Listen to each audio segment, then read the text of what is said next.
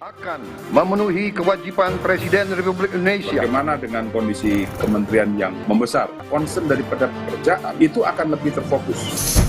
Pendidikannya bagus, maka akan mempengaruhi sektor-sektor lain sehingga Indonesia emas ini sudah bisa diwujudkan di masa depan. Apakah masyarakat kita itu betul-betul sehat sehingga mampu produktif secara ekonomi? Berkas Kompas, pukul 11 malam ini di Kompas TV.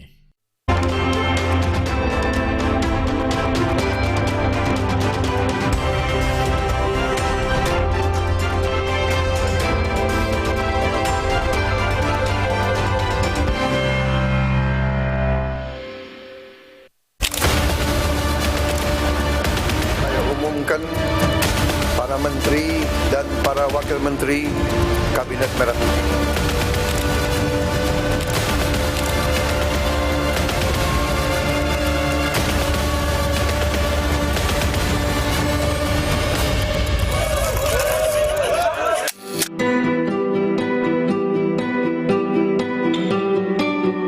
Presiden Prabowo Subianto dan Wakil Presiden Gibran Rakabuming Raka telah melantik 109 menteri dan wakil menteri yang tergabung dalam Kabinet Merah Putih.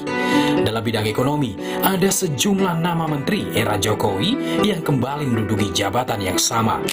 Di antaranya, Menteri Keuangan Sri Mulyani, Menko Perekonomian Airlangga Hartarto, Menteri BUMN Erick Thohir, dan Menteri Perindustrian Agus Gumiwang.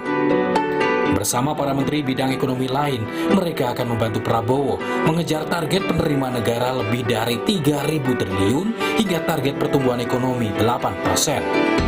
Sebelumnya, saat berpidato usai dilantik sebagai presiden, Prabowo menyiratkan pesan kepada para jajaran kabinetnya, yaitu agar bekerja sama dengan baik dan tidak cepat puas dengan angka-angka statistik. Jangan kita terlalu senang melihat angka-angka statistik yang membuat kita terlalu cepat gembira, terlalu cepat puas, padahal kita belum melihat gambaran sepenuhnya. Kita merasa bangga bahwa kita diterima di kalangan G20. Kita merasa bangga bahwa kita disebut ekonomi ke-16 terbesar di dunia. Tapi, apakah kita sungguh-sungguh paham? Apakah kita sungguh-sungguh melihat gambaran yang utuh dari keadaan kita?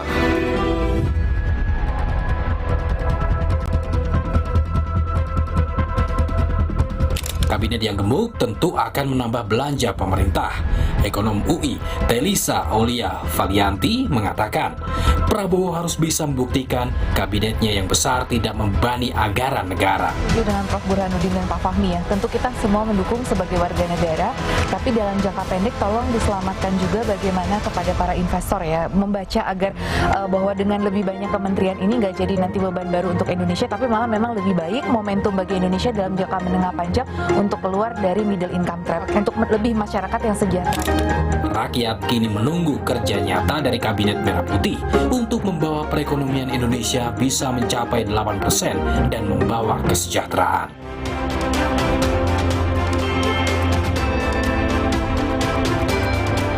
Saudara, bertemu lagi dengan saya Masih Tertarigan di Business Talk. Pemimpin baru siap bekerja. Presiden dan Wakil Presiden Prabowo Gibran siap tancap gas mewujudkan target optimis untuk Indonesia. Salah satunya upaya mewujudkan pertumbuhan ekonomi 8% di tengah situasi yang tak pasti hingga keterbatasan anggaran. Bagaimana para tim ekonomi Prabowo Gibran bekerja mewujudkannya? Kita diskusikan malam ini di malam yang spesial. Saya menyapa Andrinov Caniago, Menteri PPN Kepala Bappenas 2014-2015 malam, Pak Andrinov. Selamat malam. Terima kasih telah datang di studio Kompas TV. Saya juga menyapa Angga Wira, Ketua Umum Relawan Pengusaha Muda Nasional Repnas Indonesia Maju. Selamat malam, Mas Angga. Malam. Terima kasih sudah hadir di studio. Dan saya menyapa narasumber yang bergabung di studio, ada Sinta Kamdani, Ketua Umum Asosiasi Pengusaha Indonesia Apindo. Selamat malam, Bu Sinta. Selamat malam, Mas Sister. Terima kasih telah bergabung. Saya langsung ke Pak Andrinov dulu kalau begitu. Indonesia resmi punya pemimpin baru, serta para pembantu yang katanya siap bekerja karena memang mengusung keberlanjutan.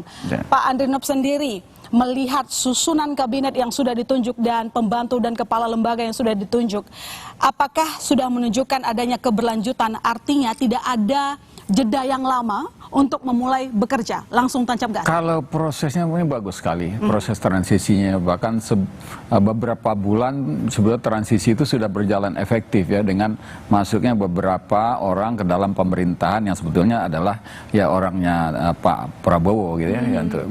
Nah, kemudian kita lihat kemarin juga pengumuman kabinet cepat sekali di hari yang sama ya, itu juga satu kemajuan yang luar biasa ya.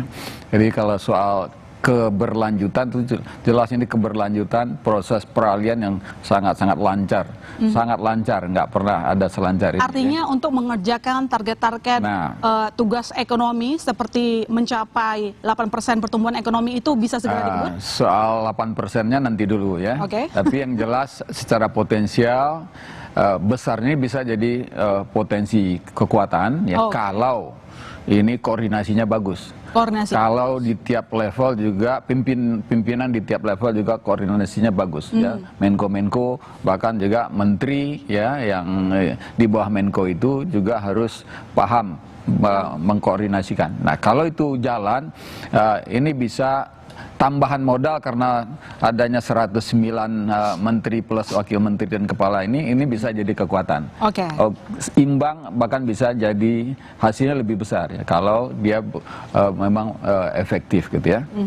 Nah itu, tapi kalau soal yang target pertumbuhan 8%, saya melihatnya gini, itu lebih fungsinya fungsi ke emosional, membangkitkan semangat. Ya, ada hal yang sifatnya yang bentuknya realistis ya, yang memang itu memungkinkan dicapai, tapi ada yang fungsinya itu untuk menggerakkan, memacu tim bekerja ya. Itu.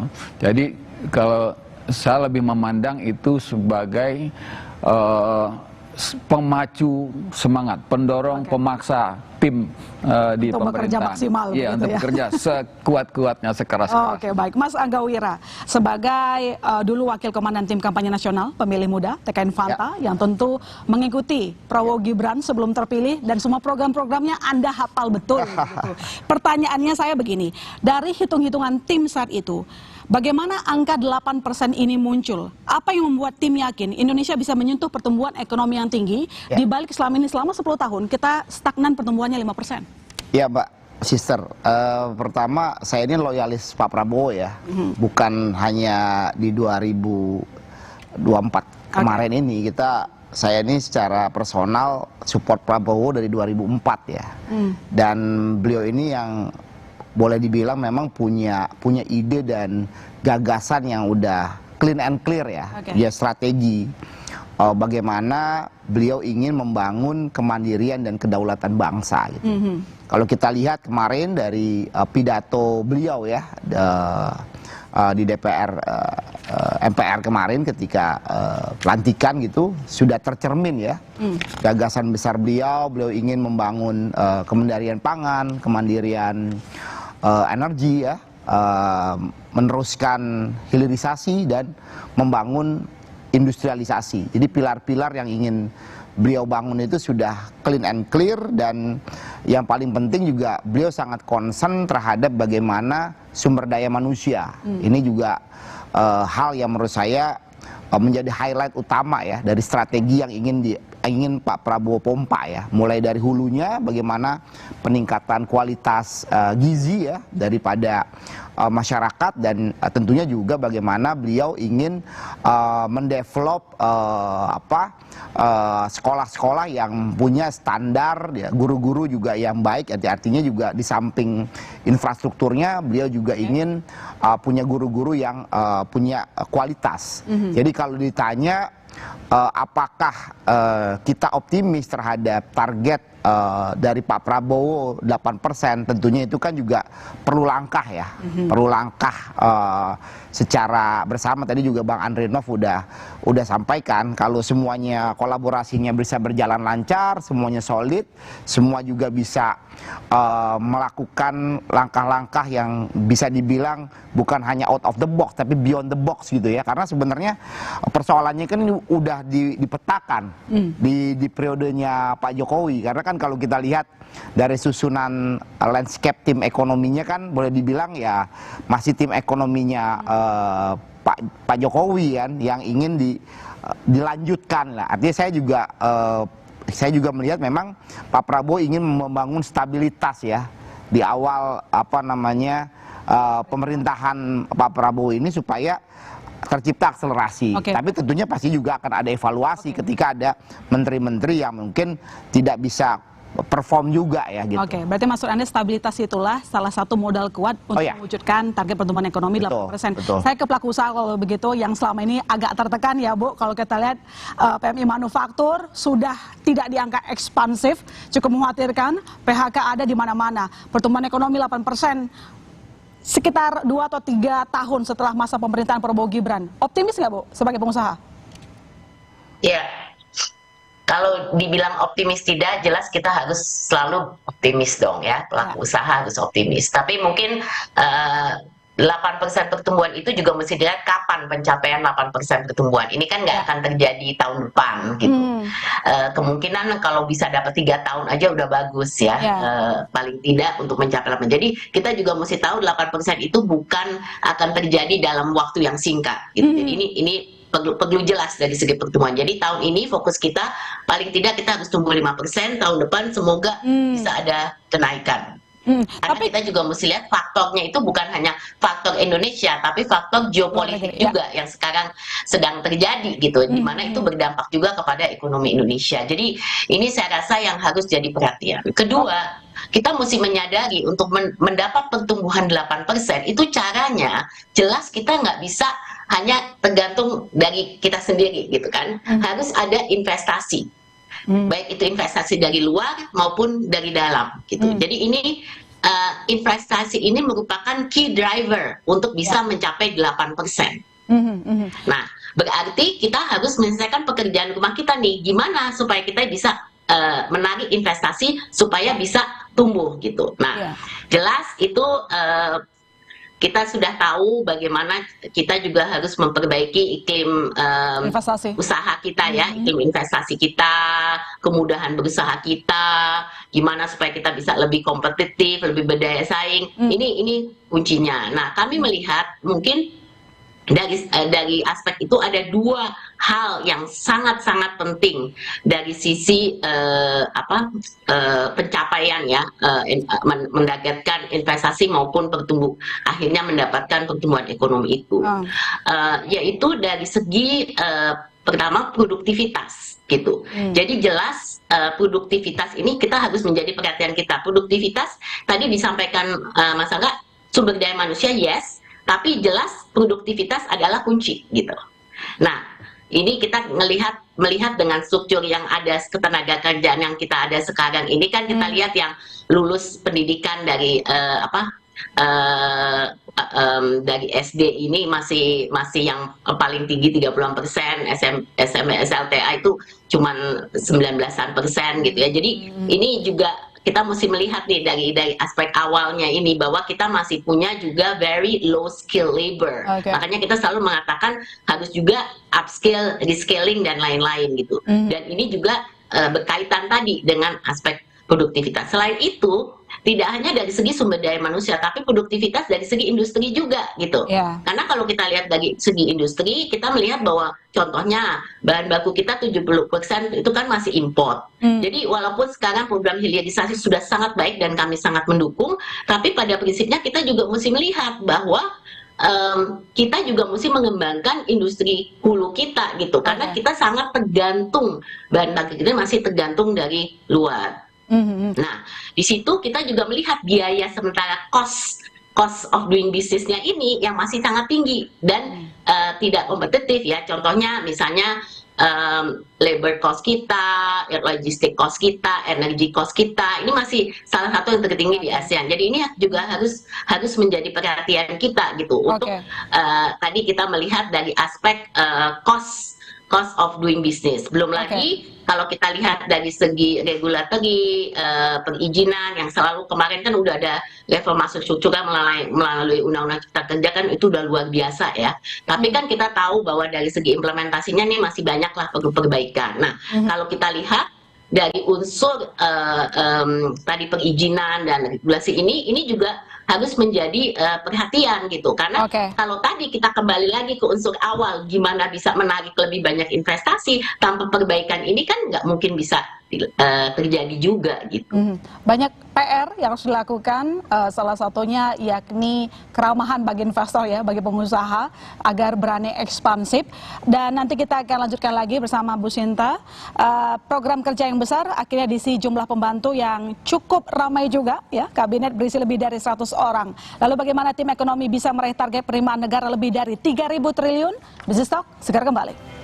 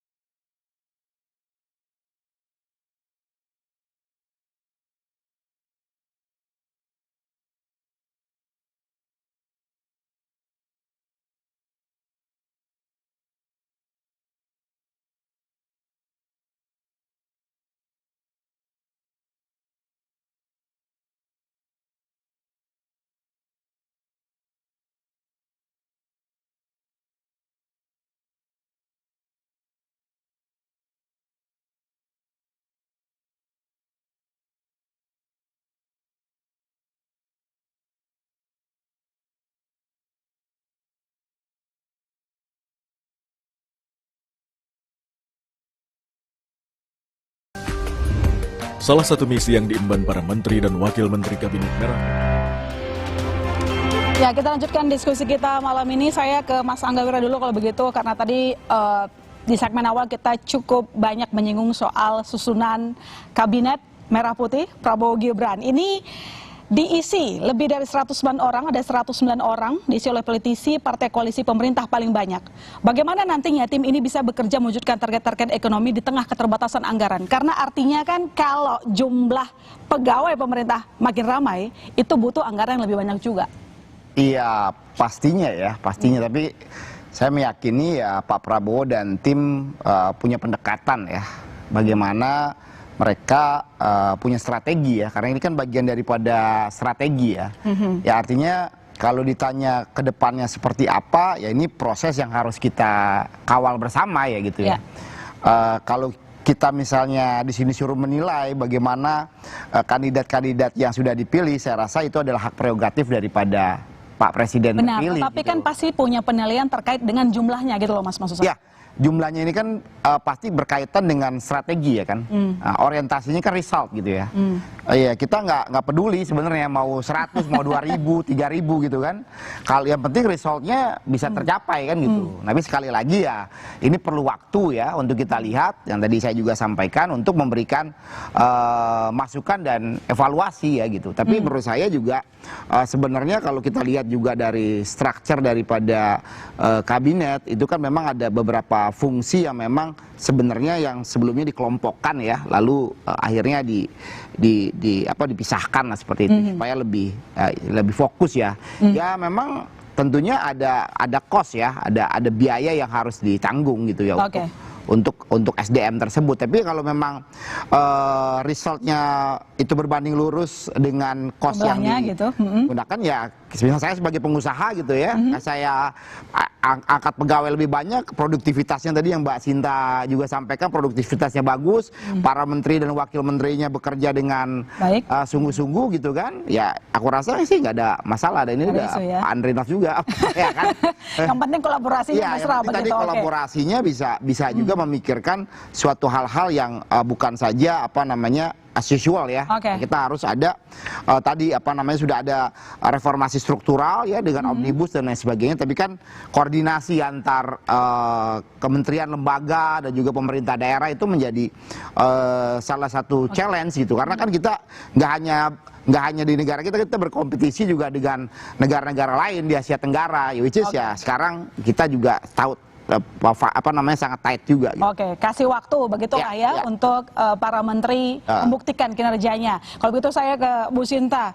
Kalau respon dari Apindo sendiri Bu, melihat susunan kabinet terbanyak sejak 1966, apakah yakin terutama untuk susunan kabinet di ekonomi mampu mewujudkan target-target yang baik untuk perekonomian termasuk pertumbuhan ekonomi begitu? Ya.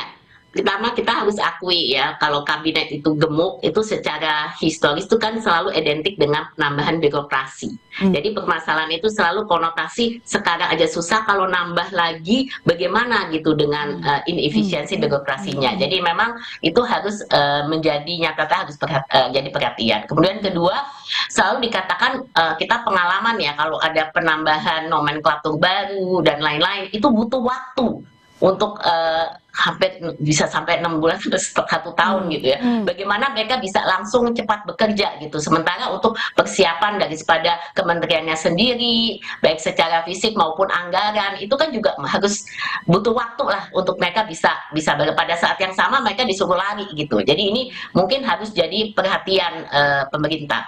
Di sisi lain, kami melihat tidak tertutup kemungkinan juga bahwa kementerian dan pejabat tinggi yang banyak ini akan menciptakan birokrasi yang lebih fokus dalam menyelesaikan isu-isu yang ada. Jadi kadang-kadang tuh kalau kita memang ada juga usulan yang memang kita pisahkan gitu ya, usulan dari Apindo untuk memisahkan. Kenapa? Karena kita butuh gitu fokus untuk penyelesaian isu-isu yang ada. Jadi ini ada upside-nya juga sebenarnya dengan adanya mungkin pemisahan daripada kementerian dan lain-lain gitu. Nah ini mungkin sesuatu kita kebetulan buat roadmap perekonomian Apindo setiap 5 tahun dan kita melakukan survei Jadi di dalam survei Apindo salah satunya nih 80,95% itu menyatakan pengusaha menilai perlu dibentuknya kementerian baru terkait perumahan, contohnya, ya kan? Nah itu kemudian kami mengusulkan ke pemerintah dan sekarang kita punya juga namanya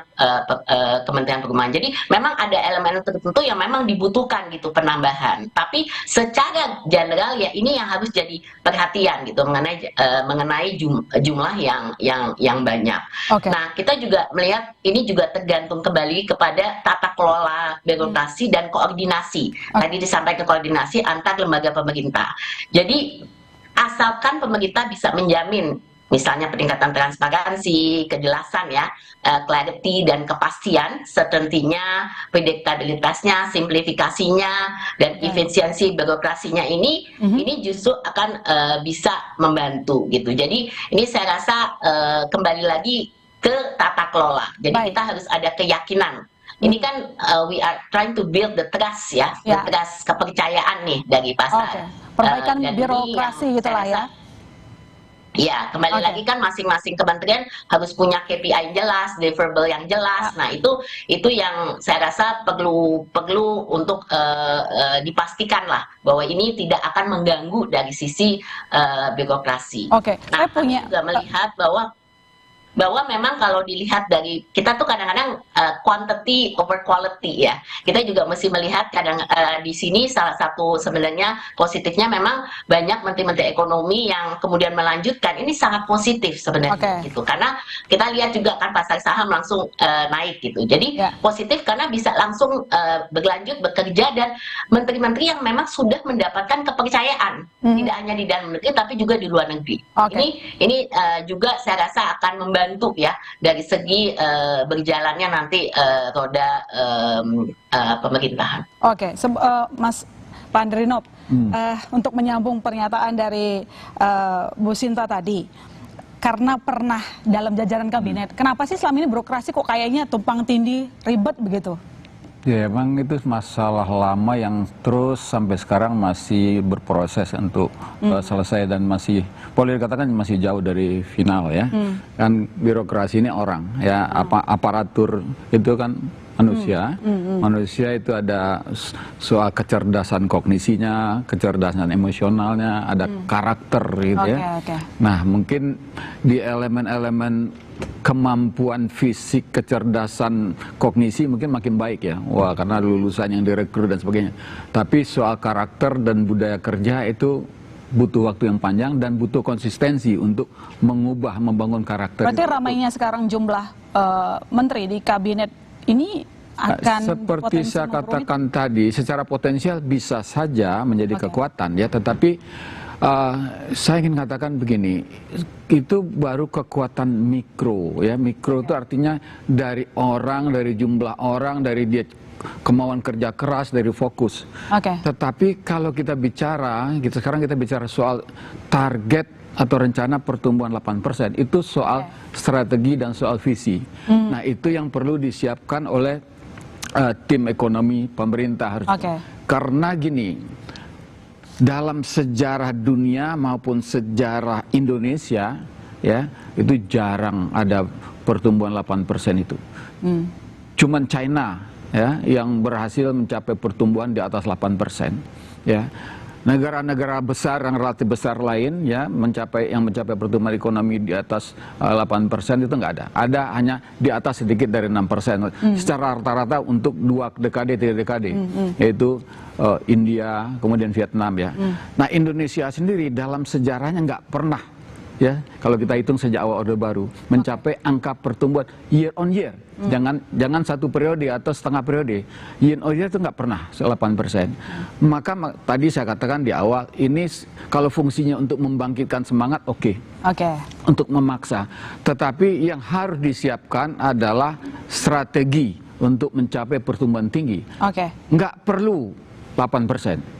Bisa 7%, tapi rata-rata 10 tahun itu luar biasa. Indonesia pasti akan naik kelas.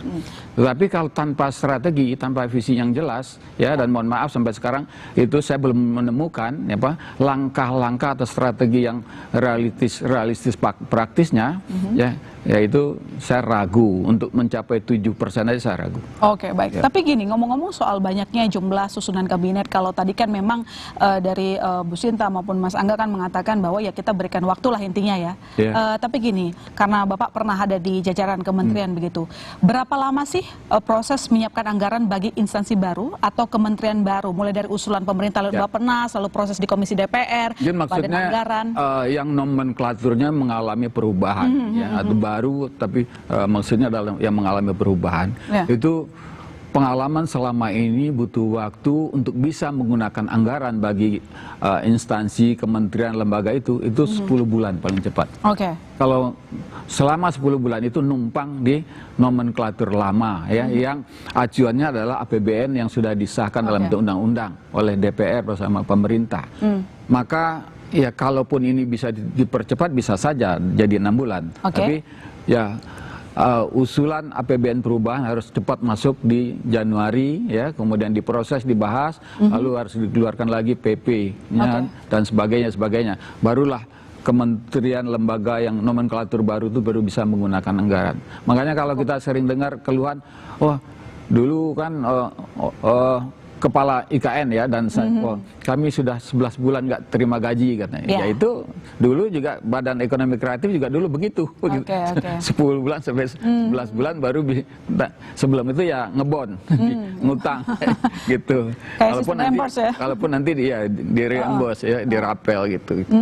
Nah, yang ini tentu mengganggu efektivitas untuk tahun pertama ya 2025. Nah, paling mungkin hanya dipercepat menjadi 6 bulan gitu. Itu pun ya harus serba cepat. Baik, Bu Sinta, saya punya pertanyaan terakhir ke Bu Sinta. Kemungkinan ini kan PMI Manufaktur Oktober-November bisa bergerak optimis karena bersiap menghadapi permintaan untuk akhir tahun. Tapi mungkin hitung-hitungan dari Apindo untuk tahun depan kira-kira gimana? Memang ini kan penuh ketidakpastian ya, tapi kami sih merasa tahun depan mestinya kondisi akan lebih baik ya. Jadi kami lihat pasar global juga perlahan-lahan sudah mulai pulih. Cuman kita mesti lihat ini di dalam kalau kayak PMI Manufaktur ini kan urusannya kita juga tahu bahwa demand kita kan masih, yang pasar terbesar kan masih di dalam negeri gitu. Nah ini yang sekarang kita ngelihat trennya, modelnya gitu ya. Kalau kita ngelihat juga PHK yang terjadi, memang ada penurunan demand yang cukup signifikan. Tapi kita juga lihat tendensi shiftingnya ini bahwa banyak sekali pengurangan ketenaga kerja juga karena isu-isu, misalnya contohnya teknologi, ini inovasi pembaruan mesin-mesin manufakturnya dan lain-lain. Jadi ada hal-hal lain yang juga menyebabkan adanya dorongan-dorongan PHK seperti ini gitu loh. Jadi tidak hanya melulu dari segi demand. Soal ya kita juga tahu mengenai banjirnya import dan lain-lain, ya ada lah pasti efek-efek illegal import dan lain-lain itu mungkin ada juga faktor. Jadi kita juga mesti lihat sekarang tidak hanya kondisi mungkin di global bisa sudah mulai membaik gitu ya, karena kami lihat nih menariknya PMI ASEAN itu sudah mulai membaik, Mbak. Jadi kelihatannya di luar nih udah mulai ada ini positif ini ya. Tapi kita karena kita sangat tergantung di dalam, ini yang kita harus perhatikan pasar dalam negeri kita gitu. Dan memang kebanyakan yang kena kan padat karya ya, tentu saja padat karya berorientasi ekspor gitu. Tapi benar-benar sektor-sektor tertentu seperti tekstil, garment dan lain-lain. Dan ini sebenarnya permasalahan yang juga ongoing. It's not just happening now gitu, tapi sudah simultan terjadi. Jadi di akhir tahun tentu saja akan membantu dengan demand pasar bertambah juga dalam negeri. Tapi ini harus jadi perhatian kita nih, shifting, bahwa kita lihat nih trennya ini kenapa seperti ini. Baik, intinya adalah memang kalau situasi eksternal kita tidak bisa kendalikan, maka internal lah yang harus kita perbaiki, dan itu nanti akan dikerjakan oleh Prabowo Gibran. Terima kasih Bu Sinta Kamdhani, Ketua Umum Asosiasi Pengusaha Indonesia, telah bergabung bersama kami. Ibu lebih dulu pergi meninggalkan diskusi ini karena katanya ada meeting. Terima kasih Bu, selamat malam. Selamat malam. Ya, dan saudara, ada kabar baik dari pemerintah Presiden Prabowo dan juga Gibran Rakabuming Raka. Dalam pidato Presiden kemarin menyinggung pemberantasan korupsi. Sejauh mana Prabowo Gibran berani memberantas korupsi? Nanti kami diskusikan. Masih bersama kami di Business Talk.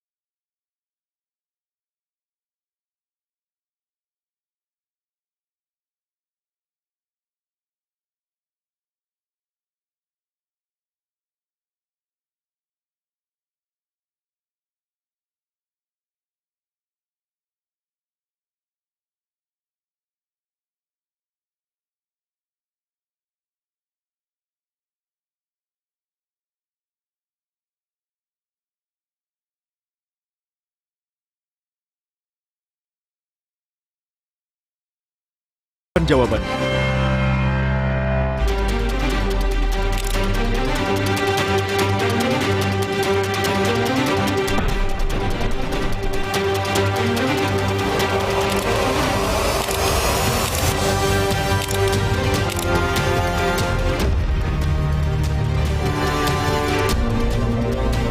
Kita berani menghadapi dan memberantas korupsi dengan perbaikan sistem, dengan penegakan hukum yang tegas, dengan digitalisasi.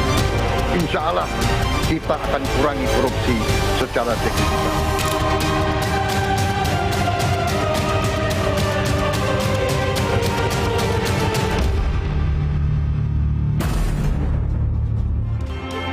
Kita lanjutkan diskusi kita dan di segmen ini telah bergabung bersama kita Syamsul Asar, wartawan Senior Kontan. Selamat malam Mas Syamsul. Selamat malam Ilona. Selamat malam Prof. Selamat malam Mas. Ya. Cukup komprehensif diskusi kita, tapi sebelum saya membahas terkait dengan janji membasmi korupsi, saya penasaran dengan kira-kira potensi kenaikan anggaran dengan semakin ramainya orang-orang yang membantu Presiden. Nggak hanya menteri, wakil menteri, tapi juga kita tahu ada badan yang sudah dibentuk, kemudian juga staf khusus begitu yang masing-masing bidangnya berbeda. Berapa sih kira-kira Mas Syamsul hitungannya? Hitungan kalau yang pernah dilakukan oleh KOR itu sekitar 1,1 triliun tambahan dalam 5 tahun. Tapi hitungan kami berdasarkan hitungan penetapan gaji terakhir di Kementerian Keuangan itu Prof, sekitar 1,13 triliun.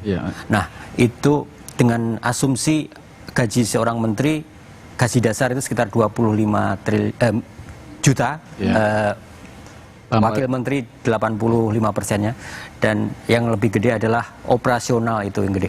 Saya bayangannya itu, ini Prof, bagaimana saat kondisi sekarang rakyat kita sebagian di PHK, sebagian susah nyari kerja, tapi begitu keluar duit sebesar itu kalau hitung-hitungan saya itu sekitar 290.000 UMR Jakarta, Prof.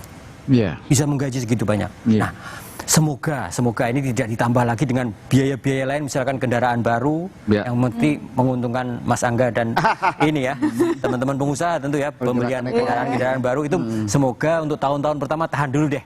Biar empati kita terhadap transportasi umum aja ya. Ya, seperti yang dijanjikan oleh Menteri Dikdas itu, Pak Profesor Mukti. Nah, gambaran seperti itu semoga dibarengi dengan penghematan anggaran. Korupsi itu terjadi salah satunya adalah gemuknya birokrasi ini. Ditambah lagi dengan anggaran yang perencanaannya mungkin cepet-cepetan ini Prof, karena anggaran baru, bagaimana tadi 10 bulan menggunakan anggaran itu, akhirnya program-programnya mungkin tidak teruji, tidak diuji publik juga, apakah program itu dibutuhkan, sehingga itu yang menyebabkan rawan penyelewengan. Sebelum saya sebut korupsi, karena salah itu belum tentu korupsi. Itu catatan-catatan yang mungkin perlu ngebut. Kita apresiasi dengan gerak cepatnya pemerintahan baru. Sehari pertama langsung ngumumin kabinet. Dan tidak ada lagi harapannya seperti yang diungkapkan Bu Sinta, jangan ada tumpang tindih. Seperti kita ingat waktu itu Prof, ada Menko Maritim tapi mengklaim ini ESDM di bawah saya. Ternyata seperti apa itu, jangan lagi terulang. Dan ini kayaknya enggak, karena kepresnya sudah sangat jelas gitu ya. Jadi tidak akan terulang lagi.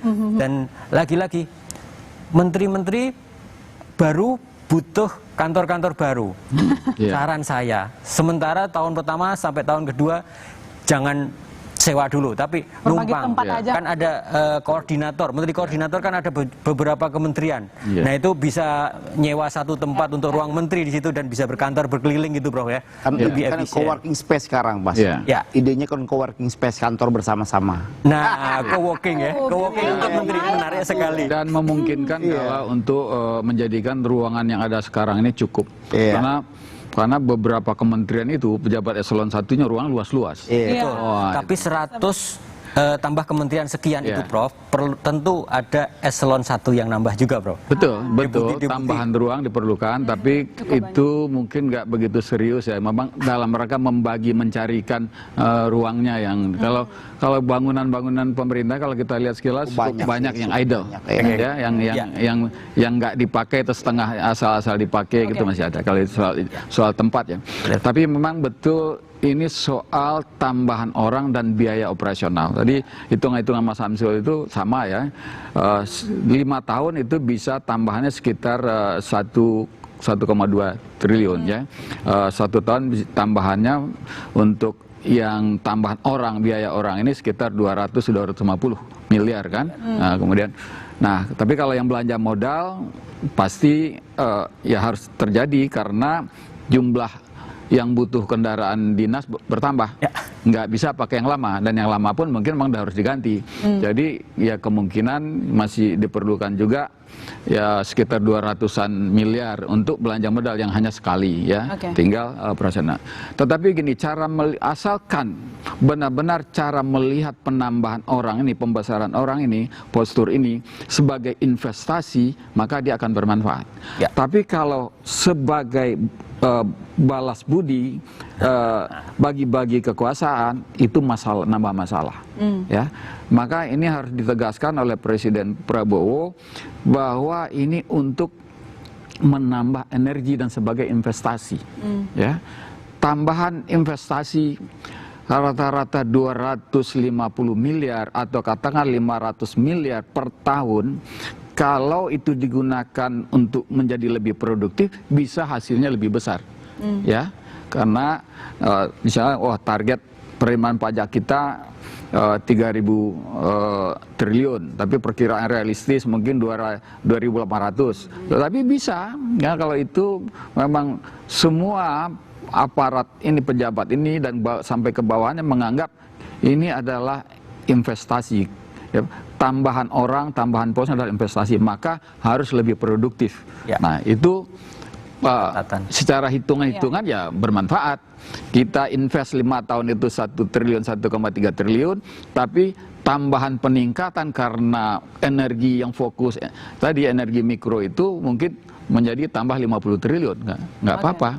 Tapi kalau nggak ada sumbangan langsungnya yang berkorelasi dari penambahan jumlah orang dan pos itu terhadap peningkatan produktivitas, kalaupun terjadi produktivitas itu adalah peningkatan dari faktor lain, maka itu ya nggak bermanfaat.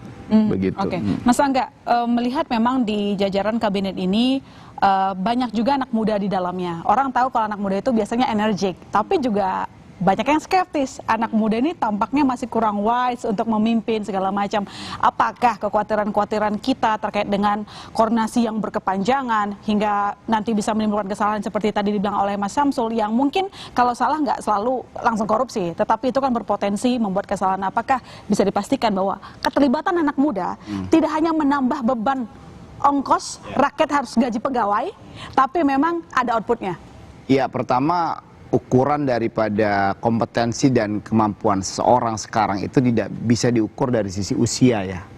Karena perkembangan pendidikan, teknologi gitu ya. Jadi memang saya lihat banyak juga anak-anak muda ya, bahkan di dunia usaha ya, yang memang memimpin usaha ini dari mulai usia belia gitu. Jadi saya rasa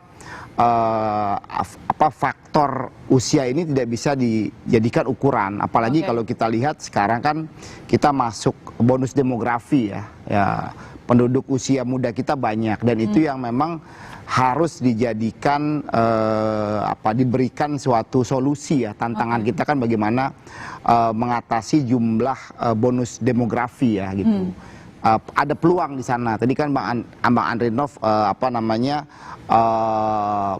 menceritakan soal pertumbuhan ekonomi kita. Ya, kalau kita mereverse ke era Orde Baru ya, memang pada waktu itu pertumbuhan ekonomi kita pernah di atas 8% kalau saya nggak salah. Nggak pernah. Paling tinggi 7,4%. Ya, dan kalau di rata-rata saya lihat cek data itu sekitar 5, sekian persen gitu ya.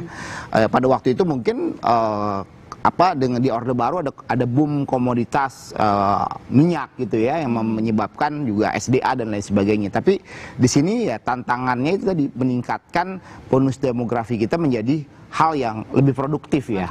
Contohnya misalnya di sisi energi gitu ya. Kalau kita bisa membuat negara kita ini kuat secara tadi ketahanan energi disokong juga oleh energi baru terbarukan ya, kita kaya akan sumber daya misalnya geotermal gitu ya, energi itu bisa menjadi penarik investasi. Jadi harus ada hal-hal yang memang kita jadikan magnet ya untuk investasi masuk. Salah satunya menurut saya sumber energi bersih ini gitu, karena kita punya core kompetensi itu dibandingkan mungkin negara-negara ASEAN yang lain, itu bisa menjadi penarik kita sehingga investasi yang pada teknologi bisa masuk ke negara kita. Oke, baik. Pak Andrinov, bicara soal tadi kita dengarkan pernyataan kembali Presiden Prabowo yang mengatakan bahwa akan menuntaskan yang namanya korupsi. Kita bisa lihat bagaimana marahnya beliau kemarin menyatakan bahwa busuknya sesuatu itu kan dari kepalanya, busuknya ikan dari kepala begitu. Sebesar apa dampak komitmen berantas korupsi ke iklim usaha? Karena kan investasi bagian dari salah satu rumus pertumbuhan ekonomi. Selama ini banyak nggak sih yang curhat gitu ke bahwa sudut pandang ekonomi kan ada dua yang bisa dihasilkan kalau pemberantasan korupsi itu efektif. Pertama, mengembalikan uang negara, mencegah bocornya keuangan negara ya, sehingga uang itu bisa digunakan untuk berinvestasi atau meningkatkan belanja pemerintah ya, dan itu akhirnya juga bisa menyumbang pertumbuhan ekonomi. Yang kedua, fungsi tidak langsungnya untuk ekonomi adalah lewat terbangunnya trust dari kalangan investor, masyarakat internasional, termasuk juga yang non private sector atau itu yang memberikan dukungan terhadap Indonesia gitu. Maka ini memang kalau memang serius pasti ada efeknya secara ekonomi. Langsung tidak langsung itu pasti akan ada pengaruh positif, dampak positifnya. Nah, ini pesan bagus sekali ya, disampaikan dalam pidato pertama, didengarkan oleh seluruh rakyat Indonesia ya. Artinya semua kita menyaksikan ya.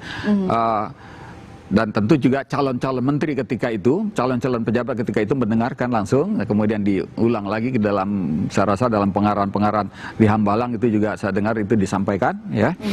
Nah, ini kalau konsisten dan betul-betul ini dikawal, dijaga terus, ya tentu akan menghasilkan dampak ekonomi juga, yang lewat jalur langsung maupun tidak langsung itu tadi. Itu harapan kita bersama. Mas Samsul, sebagai closing statement singkat saja Mas, kita tahu bahwa masalah koordinasi kementerian lembaga itu sudah terjadi di era pemerintahan SBY maupun Jokowi begitu kan. Kita berharapnya yang ini enggak, karena tadi kan sudah jelas tuh masing-masing tugasnya apa. Gimana soal ini? Harapan kita semua tentu Kabinet Merah Putih ini sebagai new hope untuk perbaikan kesejahteraan seluruh rakyat Indonesia. Masalah koordinasi yang dulu-dulu pernah menjadi ego sektoral tiap instansi, semoga tidak terulang lagi. Karena ini semakin banyak, kalau semakin ego maka akan semakin mengganjal roda keinginan percepatan pemulihan pertumbuhan ekonomi yang 8% yang tidak gampang. Salah satu mungkin adalah misalkan koordinasi bagaimana nanti perpajakan tahun depan, apakah tetap dilanjutkan, padahal salah satu titik pertumbuhan adalah konsumsi kita, konsumsi masyarakat. Nah, masalah koordinasi yang akan lebih baik tentunya diharapkan sehingga tercipta perencanaan-perencanaan yang lebih baik, meskipun itu instansi baru, perencanaan yang lebih baik maka akan memberikan outcome yang baik, bukan hanya output berupa proyeknya selesai, tapi manfaatnya ada bagi masyarakat kita. Pak Andrinov, ini singkat saja karena yang ini belum saya tanyakan. Kemenku itu kan nggak lagi di bawah Kemenko, tapi langsung di bawah Presiden. Apa konsekuensinya? Apa upaya pengejaran penerimaan negara lebih dari 3.000 triliun itu dapat tercapai? Itu sebetulnya memformalkan saja, karena secara de facto selama ini sebetulnya Menq itu di bawah Presiden langsung. Walaupun secara formal selama ini ya, ini dari pengalaman sebelumnya itu di bawah Menko, tetapi de facto langsung di bawah presiden. Ya. Jadi nggak, bukan hal yang artinya besar gitu ya. Kewenangan dan pengaruhnya besar sekali, nggak bisa main ini aja. Harus lewat presiden kalau orang mau minta anggaran jadi naikkan, kementerian lembaga harus akhirnya lapor ke presiden, minta tolong sama presiden itu. Nggak bisa langsung ke Menteri Keuangan, kementerian, menteri dan kepala lembaga yang lain itu. Jadi de facto sudah di bawah langsung presiden sebetulnya. Nah, jadi nggak ada masalah. Jadi nggak ada masalah. Singkat saja, Mas Angga, jawab iya atau tidak, lebih dari 3.000 triliun target penerimaan negara tahun depan tercapai nggak? Tercapai, optimis. Optimis, yakin? Yakin. Yakin. Usah. Oke, baik. Masih banyak yang saya diskusikan tentu saja dengan Bapak-Bapak yang hadir pada malam hari ini. Saya ucapkan terima kasih banyak ke Pak Andre Nopcaniago, Menteri PPN Kepala Bappenas 2014-2015. Terima kasih Pak sudah hadir sekali reunian hari ini. Saya juga ucapkan terima kasih ke Mas Angga Wira, Ketua Umum Relawan Pengusaha Muda Nasional. Terima kasih Mas, dan tentu saja Mas Samsul Azhar, wartawan Senior Kontan. Saudara jangan kemana-mana, Business Talk masih akan segera kembali.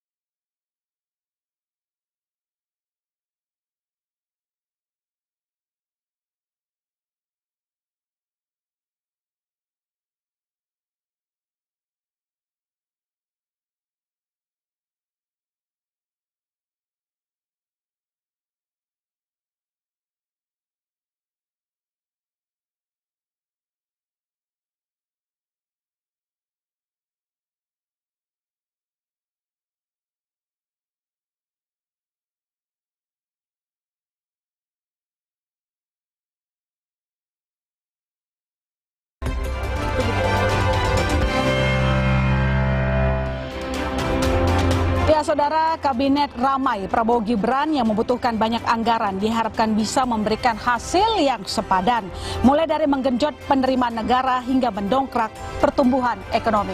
Saya Mahasiswa Tarigan undur diri, sampai jumpa Selasa depan di Business Talk.